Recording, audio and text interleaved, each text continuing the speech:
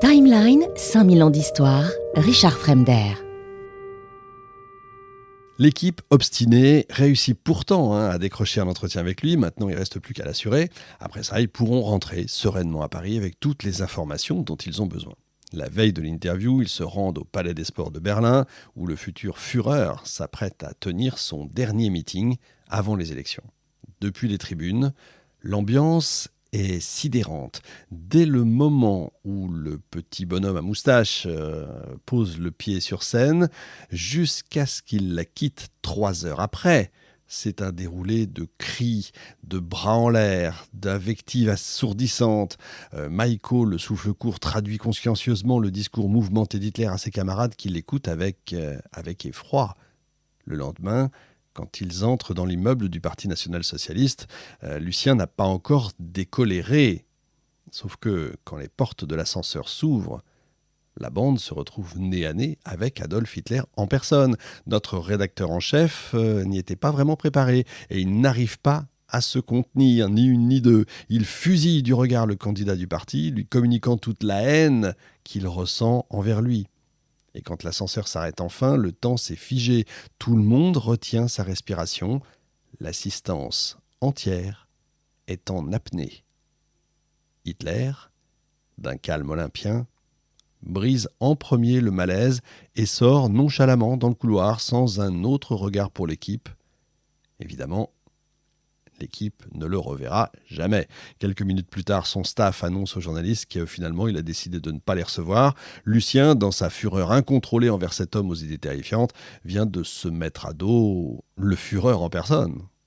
En janvier 1933, la mauvaise nouvelle éclate, il a été élu, Hitler est au pouvoir. En Allemagne, les journalistes de vue ont désormais l'interdiction de venir fourrer leur nez dans les affaires du pays.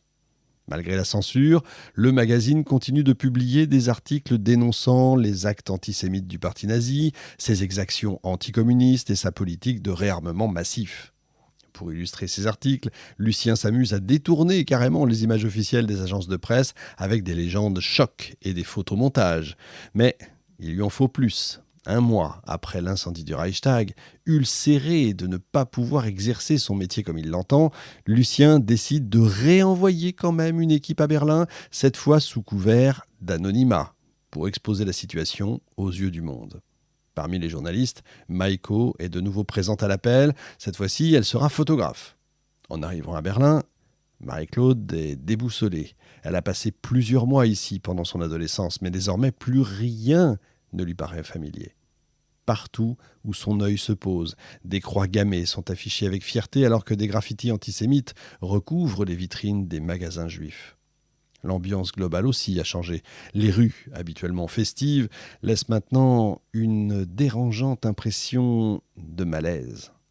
Un jour, en s'y promenant, elle assiste au spectacle lugubre d'un député socialiste traîné en charrette sous les huées sauvages de partisans nazis. Plus loin, elle entend des murmures. Il semblerait que les communistes sont emmenés de force dans un camp de concentration installé à Dachau, non loin de Munich. Marie-Claude laisse traîner ses oreilles partout.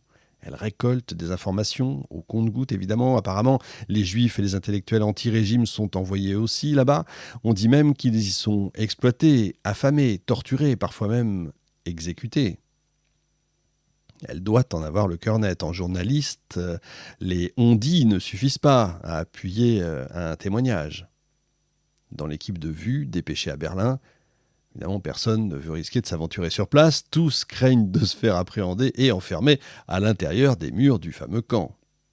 Maïko, elle, n'a qu'une idée en tête, découvrir la vérité. Grâce à un ancien contact, elle se fait conduire à Dachau. Devant les portes, elle joue de son charme pour amadouer les soldats et prendre quelques clichés de l'entrée du camp. Sa peau blanche, ses grands yeux bleus, ses longs cheveux blonds sont ici, sans aucun doute, un atout non négligeable.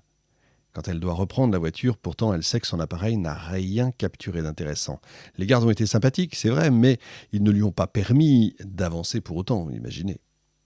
Mais ça y est, d'ici, elle est suffisamment éloignée des sentinelles, c'est le moment ou jamais. Sans réfléchir davantage, Elle demande au conducteur de s'arrêter, ouvre la porte arrière et monte sur le toit du véhicule.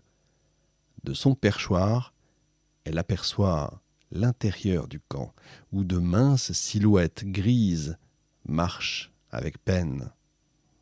Dans un coin, des hommes font des pompes, sagement alignés face à des SS qui leur hurlent le désordre. À côté, d'autres silhouettes assises dans l'herbe discutent par petits groupes. En un instant, elle dégaine son appareil photo, capture le spectacle qui s'offre à ses yeux. Les images sont floues, mais tant pis, elles sont là, elles existent. Ni une ni deux, elle remonte dans la voiture qui s'éloigne en vitesse du camp et des soldats. Vue, explore incognito le Troisième Reich. Voilà le titre accrocheur du numéro qui suit l'expédition de l'équipe en Allemagne. Nous sommes le 3 mai 1933 et pour la première fois de l'histoire, des photos d'un camp de concentration sont publiées dans la presse. Maïko, on peut le dire, a réalisé là le scoop du siècle. Suite à cette expérience aussi horrifiante qu'exaltante, l'engagement et le militantisme de la petite Vogel se décuplent. Elle enchaîne sous le nom de Marivaux les reportages pour Vue, Regard et l'Humanité, qui deviendra d'ailleurs le journal principal du Front populaire après son élection en mai 1936.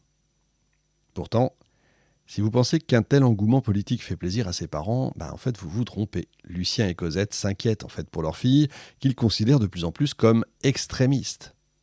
Marie-Claude, de son côté, méprise le train de vie bourgeois de ses parents, qui va à l'encontre d'une pensée militante de gauche. Bref, chez les Vogel, la tension est palpable. Timeline, 5000 ans d'histoire, Richard Fremder.